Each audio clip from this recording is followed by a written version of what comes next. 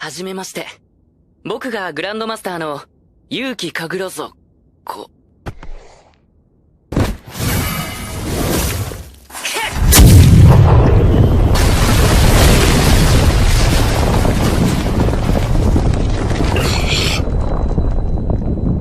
僕は悪いスライムじゃないよ。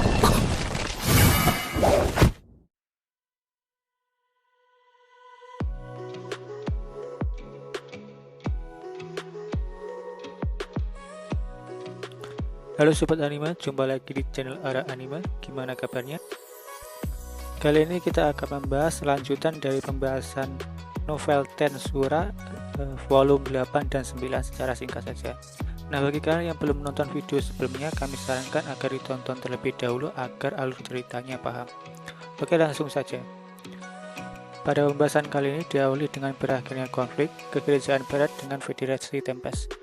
Luminas dan Hinata sementara menetap di Tempest.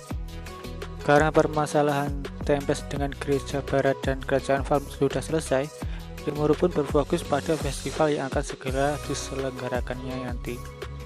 Rimuru mengadakan festival bukan tanpa alasan, tetapi ada tujuannya. Yang pertama, Rimuru ingin mendeklarasikan diri sebagai pemimpin dari hutan Jura Tempest. Yang kedua, mempererat hubungan dengan orang yang berhubungan dengan Jura Tempest. Nah, yang ketiga, Rimuru ingin mendapatkan keuntungan dari diadakannya festival. Dan yang keempat, mengubah pandangan dunia terhadap para monster di Tempest. Rimuru pun menyusun strategi agar festivalnya berjalan dengan lancar. Dan untuk masalah Rastengo yang menolak deklarasi Rimuru sebelumnya, masalah itu sudah selesai. Pemimpin Ratu dari Rastengo menyetujui deklarasi dengan syarat Benimaru harus menikahi anaknya bernama Momichi. Yang kebetulan Momichi adalah anak dari Ratu Tengo dan Hakuro. Intinya masalah ini sudah selesai lewat jalur damai, yaitu jalur pernikahan. Nah, waktu itu Apis juga tidak mau ketinggalan, dan dia meminta Benimaru untuk menikahinya. Sebenarnya Benimaru agak menolak. Benimaru tidak bisa menolaknya karena Rimuru menyetujuinya. Dan skin pun berganti.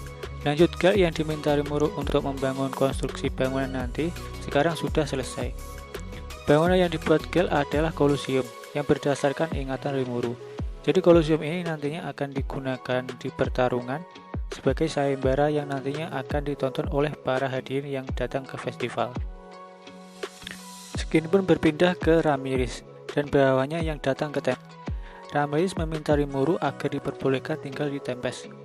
Awalnya Rimuru menolaknya, tapi setelah kepikiran bahwa kekuatan Ramirez yang dapat membuat sebuah labirin, akhirnya Rimuru pun mengizinkan Ramirez. Jadi nantinya Ramirez akan membuat sebuah labirin, dan labirin ini bisa digunakan untuk mendapatkan keuntungan yang sangat besar dan membuat Tempest sangat kaya. Setelah Ramirez menyetujuinya, Rimuru pun ingin cepat-cepat mewujudkan rencananya. Dan Rimuru pun segera menemui Mayor Mes, yaitu seorang yang ahli dalam berbisnis. Setelah itu, Rimuru bertemu dan meminta Mayor Mes untuk tinggal di Tempest. Mayor Mes pun terkejut karena tiba-tiba menyuruhnya untuk tinggal di Tempest. Lalu Rimuru membisikkan soal rencana labirin dan Colosseum kepada Mayor Mes. Setelah mendengar rencana Rimuru, Mayor Mes pun sangat tertarik dan setuju untuk datang ke Tempest. Mayor Mes pun rela meninggalkan bisnis lamanya untuk datang ke Tempest. Mayor Mes berkata bahwa Rimuru mempunyai bakat bisnis yang melebihi dirinya, dan Mayor Mes pun menjadi warga dari Tempest. Singkat cerita, festival pun telah tiba.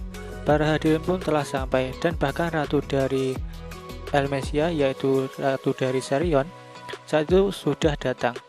Ratu Elmesia memancarkan aura kepahlawannya. Semua hadirin yang merasakan dibuat gentar. Namun Rimuru tidak mau kalah. Rimuru pun mengeluarkan Demon Haki Lord. Setelah itu, Ratu Elmesia pun menggantikan auranya, dan begitu juga dengan Rimuru. Lalu Ratu Elmesia mengatakan bahwa Rimuru pantas berhubungan diplomatik dengan dinasti Sarion. Karena para hadirin sudah hadir, pertarungan di Colosseum pun segera dimulai. Nah, untuk peserta-pesertanya yaitu sebagai berikut. Yang pertama adalah Gupta, yang kedua adalah Gel, yang ketiga adalah Leon Max, yang keempat adalah Guter, yang kelima adalah Moser, dan yang keenam adalah Mayasuki. Nah, sebenarnya masih banyak petarung lain. Namun ini adalah tokoh-tokoh atau karakter yang mempunyai dampak penting dari cerita ini. Nah, untuk penjelasan pesertanya sebagai berikut. Gek dan Gupta sebagai perwakilan dari tuan rumah yaitu Federasi Tempest. Yang kedua adalah Leonmas, yaitu adalah Carrion yang sedang menyamar karena perintah Milim. Yang ketiga adalah Gozer, pemimpin dari ras Minotaur di Tempest. Yang ketiga adalah Moser, pemimpin ras Mozu, yaitu sebuah monster berbentuk kuda. Nah, yang terakhir adalah Mayasuki, adalah seorang pahlawan sekaligus seseorang dari dunia lain. Tapi dibandingkan Shizu, Mayasuki ini tidaklah kuat. Mayasuki ini mendapatkan gelar pahlawan karena memiliki sebuah skill unik yang bisa membuat dirinya bisa dipandang seperti pahlawan, atau skill unik laki. Jadi Mayasuki ini akan selalu beruntung pada kejadian apapun. Nah, untuk pertandingan di Colosseum kami tidak menceritakan secara detail, tapi intinya pemenangnya adalah Mayasuki karena skill unik yaitu skill unik laki. Jadi skill unik laki ini membuat Mayasuki menang dan akan mendapatkan koin emas dan berhak menantang duel dengan Rimuru. Namun saat itu Mayasuki hanya meminta koin emas saja. Dan pertandingan di Colosseum pun sudah berakhir. Setelah itu Rimuru meminta Mayasuki untuk mencoba labirin untuk para petualang yang akan segera dibuka. Singkat cerita, labirin pun telah selesai dibuat oleh Ramirez, dan dengan itu labirin pun resmi dibuka untuk umum. Untuk penjelasan labirinnya itu seperti ini. Jadi para petualang itu akan berburu monster dan mendapatkan sebuah harta karun. Dan jika para petualang mati dalam labirin, para petualang akan bangkit kembali karena adanya gelang pembangkit. Keuntungan labirin ini sangatlah besar dari item yang dijual untuk para petualang. Selain itu, disediakan juga penginapan dan makanan untuk para petualang yang sedang kelelahan. Jadi labirin ini nantinya akan mendatangkan keuntungan yang sangat besar untuk Rimuru. Nah, jadi intinya labirin ini memiliki beberapa lantai, dari level sedang hingga level sulit. Lantai ini memiliki 100 lantai, dan yang tersulit adalah level 100. Dan di setiap lantai tersebut akan ada bos yang menjaganya. Untuk level 100 yang menjaganya adalah Veldora. Untuk para bos lantainya akan kami bahas pada video tersendiri agar durasinya terjaga. Nah, cukup segitu dulu aja untuk pembahasan kali ini. Di video selanjutnya akan terjadi sebuah pertaruhan yang sangat besar dan terbongkarnya sifat asli dari Yuki. Oke, itu saja ya untuk video kali ini. Salam Ara Anime.